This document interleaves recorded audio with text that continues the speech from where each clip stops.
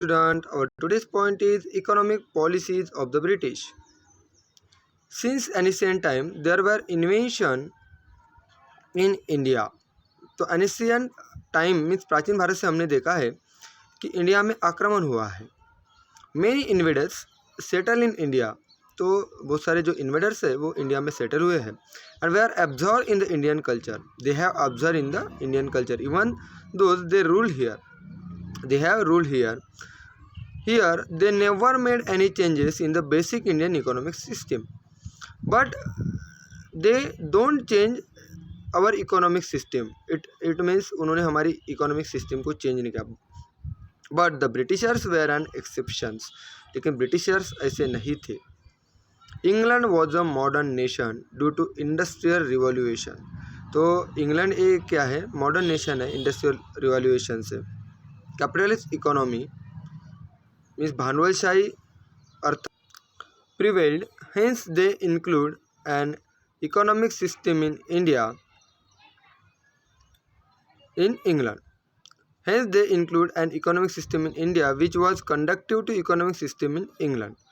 Due to this, Britisher gained economic benefit but India started facing economic exploitation.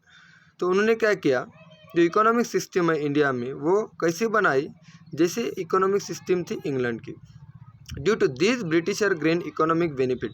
तो इसकी वजह से Britishers को क्या हुआ, इकोनॉमिक बेनिफिट्स हुआ.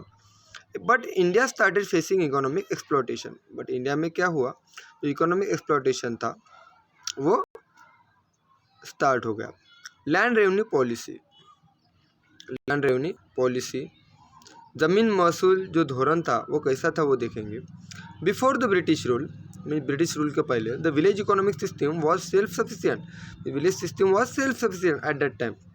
अंडरस्टैंड, सेल्फ सफिशियंट मीन्स स्वयं अर्थसहायक. Though agriculture and related service the needs of the village were fulfil in the village itself. जो एग्रीकल्चर और रिलेटेड सर्विस थी, जो नीड्स थी वो फुलफिल वहाँ पे होती थी. Land revenue was the main source of income of the state. तो लैंड रेवेन्यू जो था वो मेन सोर्स था इनकम का स्टेट का. During the pre British period revenue was based on the type of cultivated crop. तो revenue कैसे लिया था प्री इंडियन पीरियड में, क्रॉप के जरिए. The farmer was exempted from taxation in the case of loss of crop. तो farmer को अगर कुछ क्रॉप में लॉस हो जाए तो एक्सेप्ट किया जाता था टैक्स से. Revenue was mainly collected in the form of grains. तो रेवेन्यू कैसे कलेक्ट किया जाता था, ग्रेन्स के जरिए. Even in the case of late payment of tax farmer land was not confiscated. अगर पेमेंट लेट भी हुआ तो भी उनका जो फॉर्म था उसको कॉन्फिस्केटेड मीन्स जब्त नहीं किया जाता था. मीन्स फार्मर को फैसिलिटीज़ ज़्यादा मिलती थी. But to increase income the British made important changes in the revenue system. लेकिन इंक्रीज इनकम होने के लिए ब्रिटिश ने क्या किया, रेवेन्यू सिस्टम को चेंज कर दिया. Land was measured and as per the area of the land. Land कैसे मेजर किया गया, एरिया के हिसाब से. The tax was fix. इसके हिसाब से टैक्स को फिक्स किया गया. Payment of tax was made compulsory in the form of cash. Payment को कैसे कंपलसरी किया गया, कैश में. If the farmer fail to pay tax in time then his land would be confiscated. अगर farmer ने जो टैक्स है वो बराबर भरा नहीं तो उसका जो लैंड है वो जब्त किया जाता था. The British system of land revenue collection different from place to place which lead to exploitation of all farmer. तो जो लैंड रेवेन्यू सिस्टम थी, कलेक्शन था, वो प्लेस टू प्लेस में चेंज था. दैट्स वाई पूरे फार्मर की जो स्थिति थी वो बिकट हो चुके थे.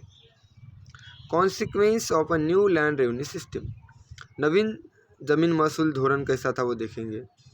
There were undesirable effect of new land revenue system on the rural life. तो इसके जो कुछ इफेक्ट थे वो रूरल लाइफ पे गए.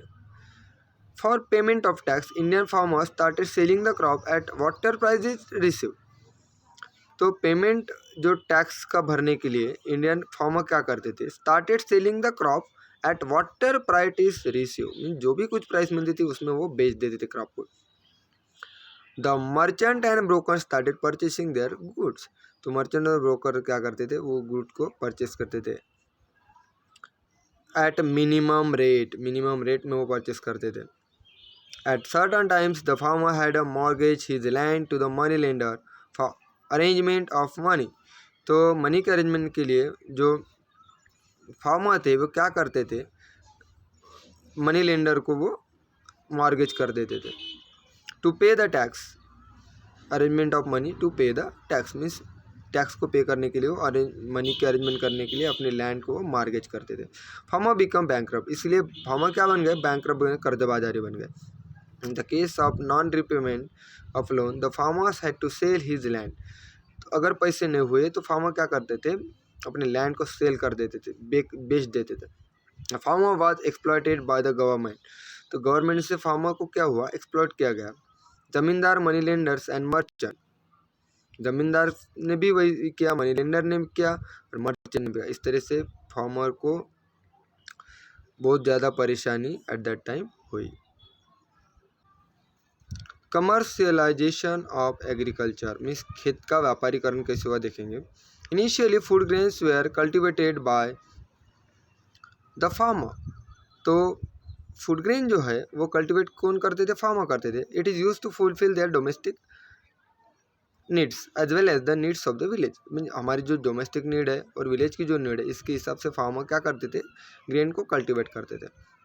The British government started giving more encouragement to cash crop like cotton, तो ब्रिटिश गवर्नमेंट ने क्या किया, मोर इंकरेजमेंट किसकी, जो कैश क्रॉप को, जैसे कॉटन है, कपास है, इंडिगो, तंबाकू, टी।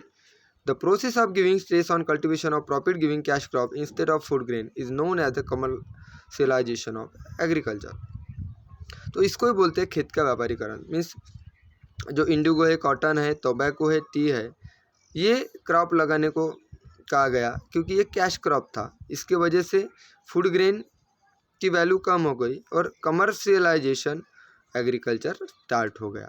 मीन्स खेत का क्या हुआ, व्यापारीकरण हुआ। द नेक्स्ट पॉइंट है फेमिन मीन्स दुष्काल।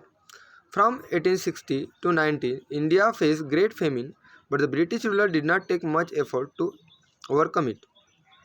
तो 1860 से 90 तक इंडिया में ग्रेट फेमिन आया, दुष्काल आया, but the British ruler did not take much effort, लेकिन ब्रिटिश रूलर ने उनको मदद की क्या, उसके लिए कुछ भी नहीं किया। Similarly not much expenditure was made on provision of water supply, तो वाटर सप्लाई के लिए भी उन्होंने हेल्प की नहीं। देन नेक्स्ट है development in transport and communication system.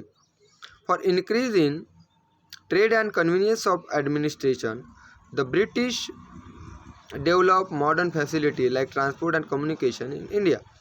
Means जो एडमिनिस्ट्रेशन है उसको संभालने के लिए, ट्रेड को बढ़ाने के लिए ब्रिटिश ने क्या किया, मॉडर्न फैसिलिटीज मीन्स जैसे ट्रांसपोर्ट और कम्युनिकेशन का यूज किया इंडिया में। In 1853 first railway ran on the route of Mumbai to Thane. First railway start हुई 1853 में Mumbai to Thane. In the same year British started telegraph system in India. फिर ब्रिटिश ने क्या स्टार्ट किया, टेलीग्राम सिस्टम इंडिया में स्टार्ट की। Then due to it all cities and military station got connected to one another. फिर जो all cities थी और मिलिट्री स्टेशन थे वो एक दूसरे को कनेक्ट कर दिए। Similarly the British also started the postal system. तो ब्रिटिश ने क्या स्टार्ट की, पोस्टल सिस्टम भी स्टार्ट की, मीन्स डाक व्यवस्था। Due to all this development there was a long term impact on the social life. तो इसके जो इम्पैक्ट हुए वो सोशल लाइफ पे हुए। Due to this there was a increase sense of unity among them. लेकिन इसमें जो यूनिटी थी इसमें प्रॉब्लम मीन्स जो सोशल लाइफ थी उसमें प्रॉब्लमेटिक कंडीशन क्रिएट होने लगी क्योंकि उसका जो डायरेक्ट जो परिणाम था वो हमारे सोशल लाइफ पे हुआ था।